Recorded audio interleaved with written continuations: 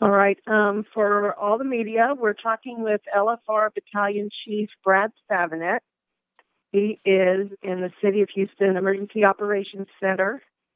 And Brad, I guess we'll start out by having you tell us exactly what you're doing there.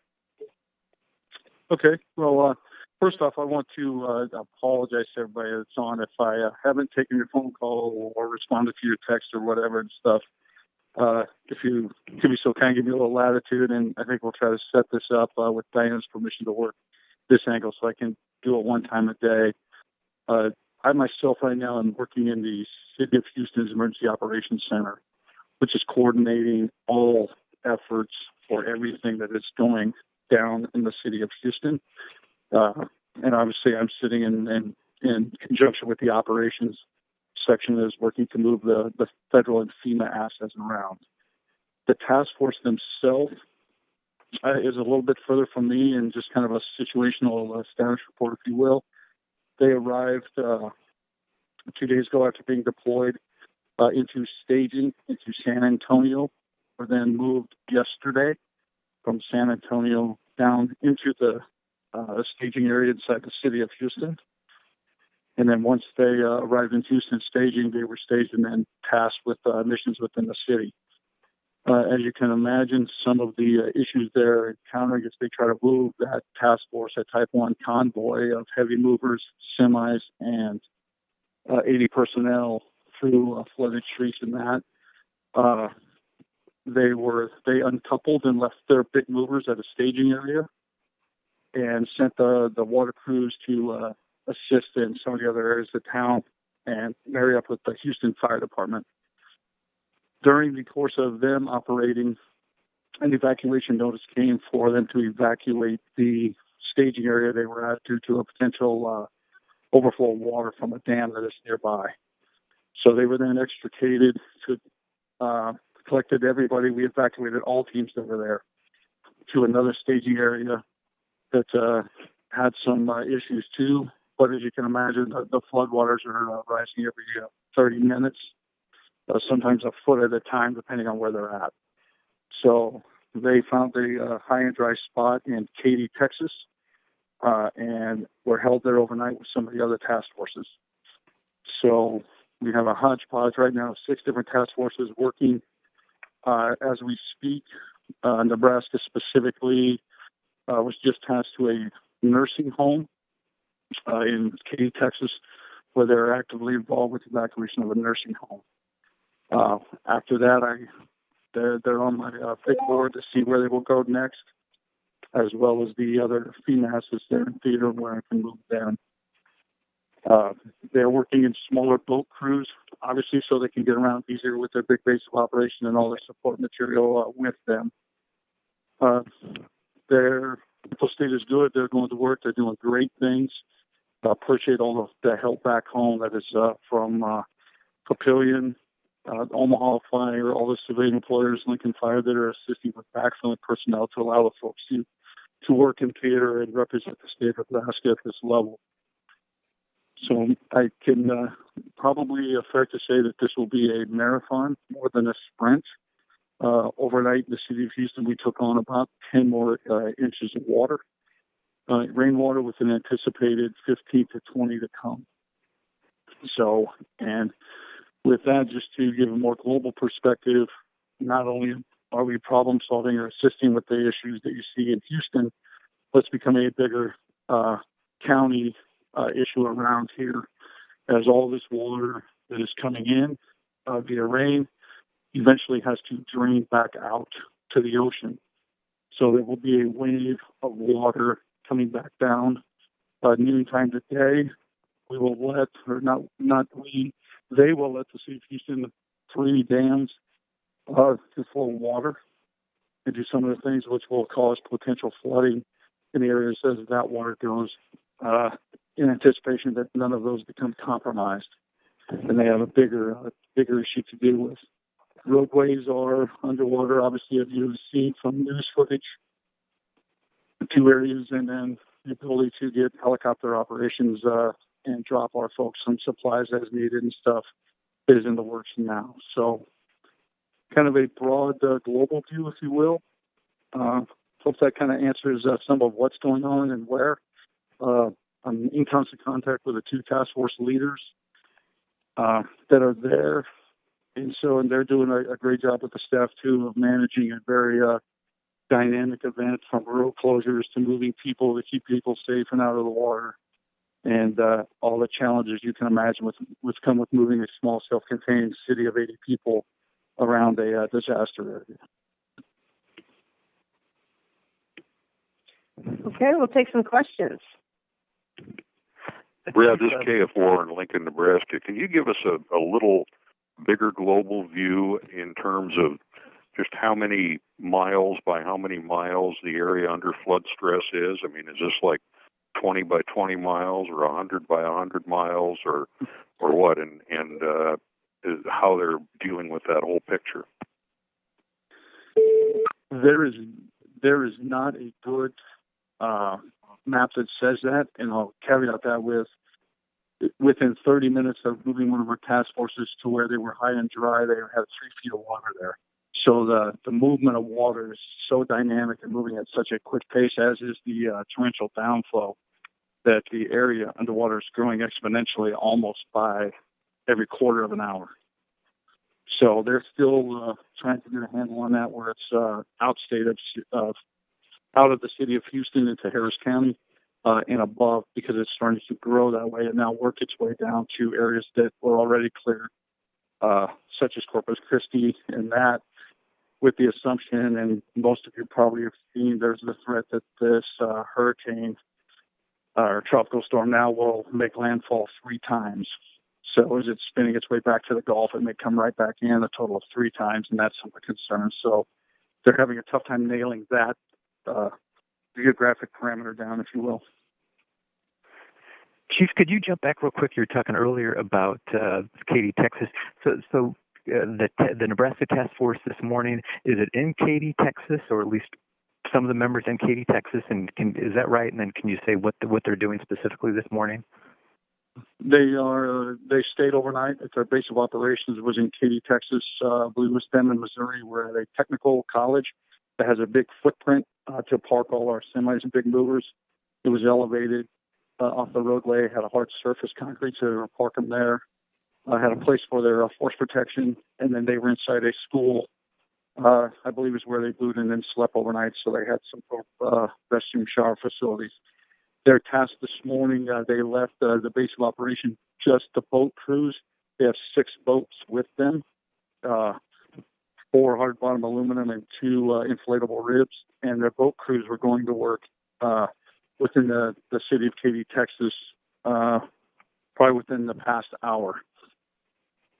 And are they going to a nursing home to rescue residents of a nursing home this morning? Is that the Nebraska task force? Is that one of their main jobs there in Katy this morning?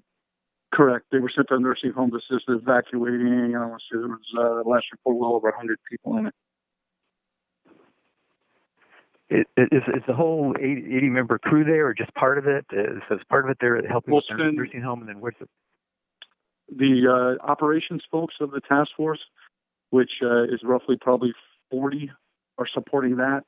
But with that, you also have your command element, you have your task force leader, you have your logistics support that is making sure they have fuel, boat props, all the mechanical issues are handled, the water and decon and stuff. So those folks may stay back at the base, arranging everything that is from the support side, or logistics side, to assist those that are downrange and actually working in theater. So these people are using 6 boats to evacuate an entire nursing home, 1 or 2 people at a time? It depends. They will use boats to go. They are now being assigned transportation units with high water vehicles into the area, so they can, depending on the extrication needs of an individual, whether they're bedridden or not, or just need assistance, they can go to a high water vehicle that is brought in there, and then depending on the depth or entrance and egress points of getting in there, they will transition to boats. So each one of them has a transportation unit from the state of Texas with those vehicles to assist in bringing people to a collection point on dry land, which then allows the transportation unit again to move them via bus to another facility. In the organization side of this, is each task force like yours being assigned either to one facility or one neighborhood or one apartment building or something like that? So if you could look at the city of Houston and the county of Harris, which Houston falls in, and look at it like a pie, and you divided that pie into 4 quadrants, they're working in what those quadrants would be called branches. And within those branches, we have 2 divisions. So they have been assigned to a division group supervisor. And that specific one they're working in has 2 other task forces assigned to them. So he is moving Nebraska, Ohio, and I believe Missouri are the 3 that are assigned to the same division supervisor that Nebraska is. And he has the latitude to move those assets and reassign them where he needs them at the time. And then that division supervisor gets his orders or needs of the community will come through the operations section chief down through that branch director. It's overseeing that piece of the pie down there. So there's a span of control and flow of information, because as of now, all 28 federal task forces have assets either working here in the state of Texas or en route to the state of Texas. Chief, you mentioned in Katy, so you've got the members of the Nebraska task force there in Katy evacuating the nursing home. Do you have any sense of what will be their next assignments here in the next couple days?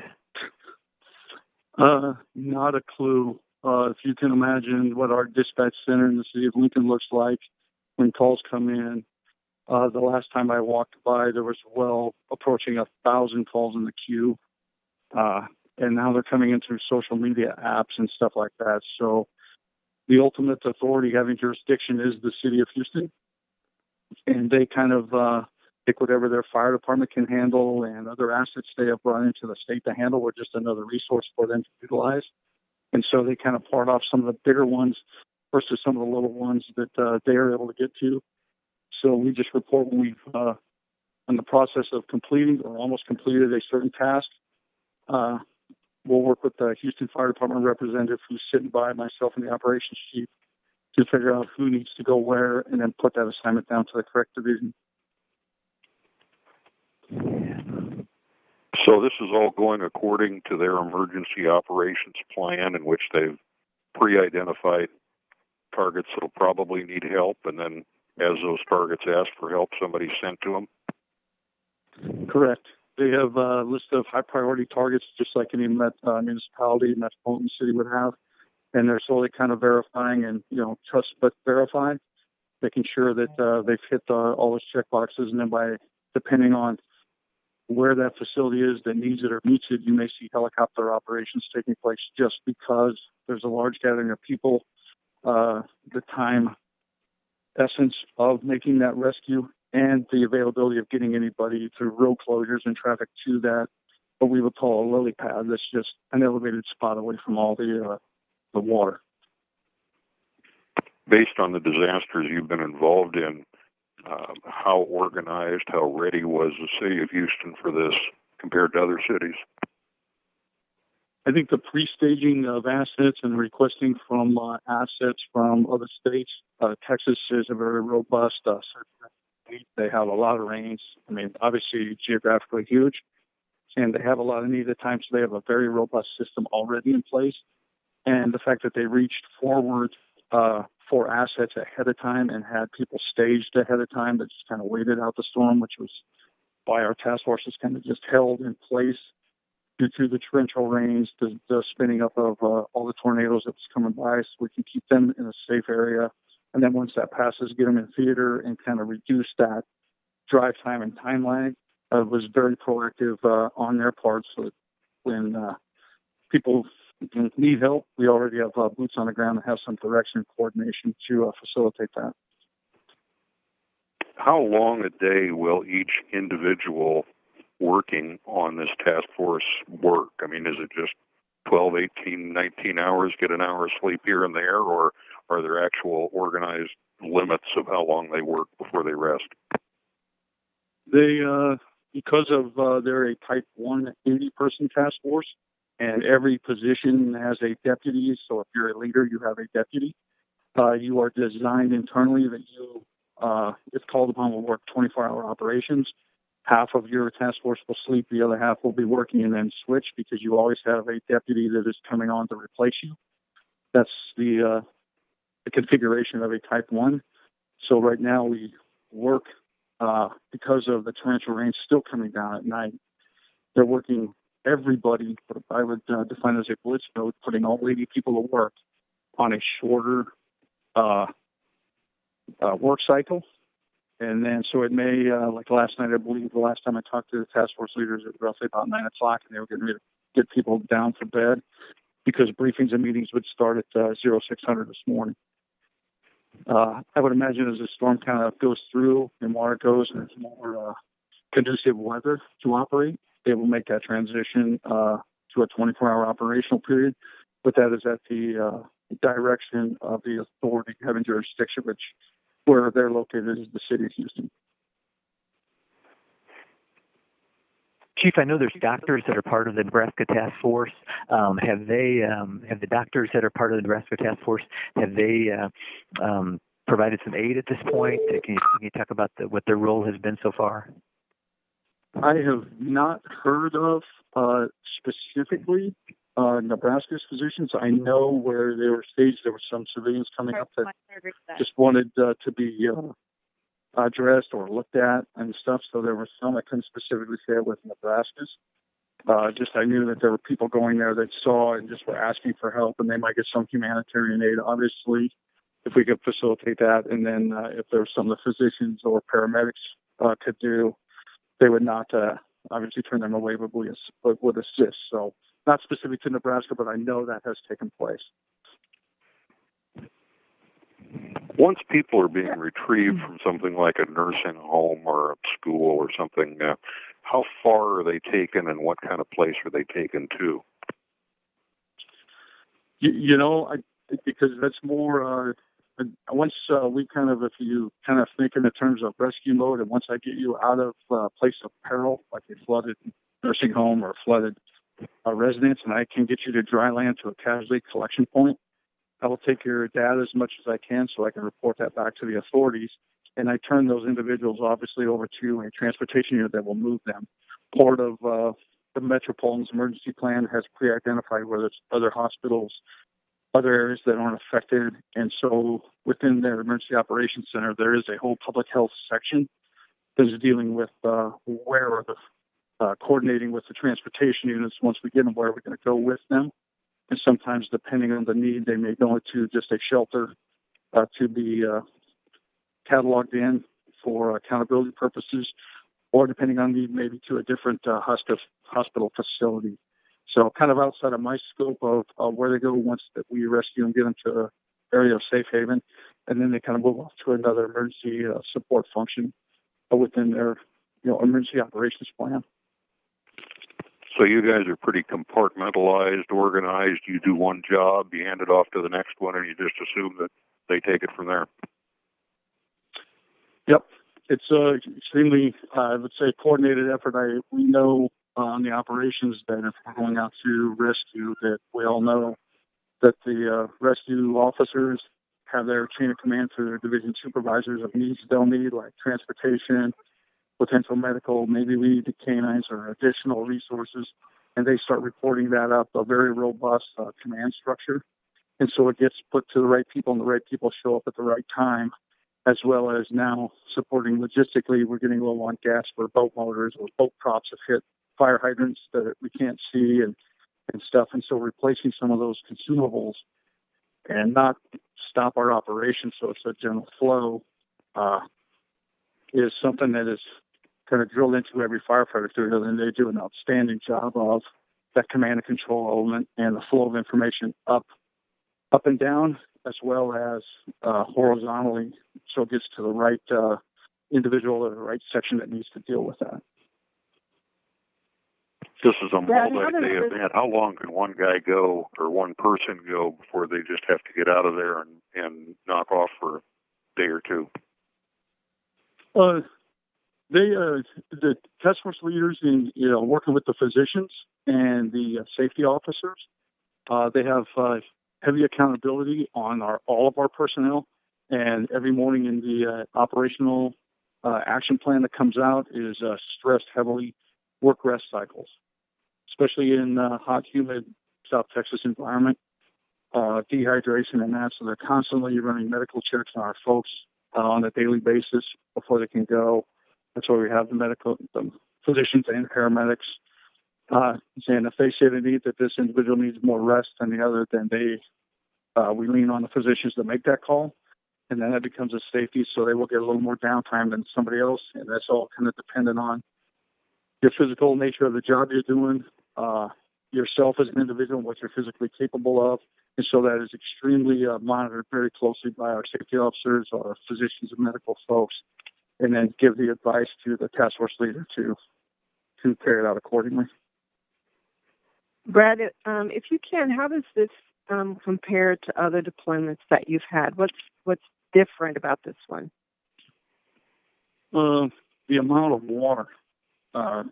Being in Hurricane Matthew about a year ago, we all saw Katrina Rita and stuff like that. But I heard the other day described it that we filled the Great Lakes up 4 times over already, and it's still coming down.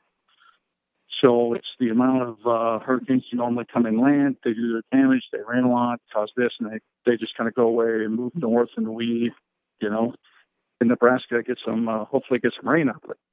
Well, here it's just churning and just going right back out to the Gulf and coming right back in again, going back out, coming in again. And so it's nonstop days and days after rain. So the amount of rain and getting around because everything is just so flooded is on a massive scale is unbelievable, to say the least.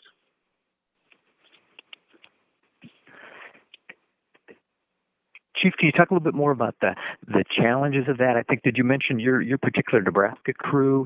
Have you had some of your boats, the props hit tops of fire hydrants and so forth? Can you talk about just some of the challenges that your Nebraska team has faced getting around in this catastrophic storm?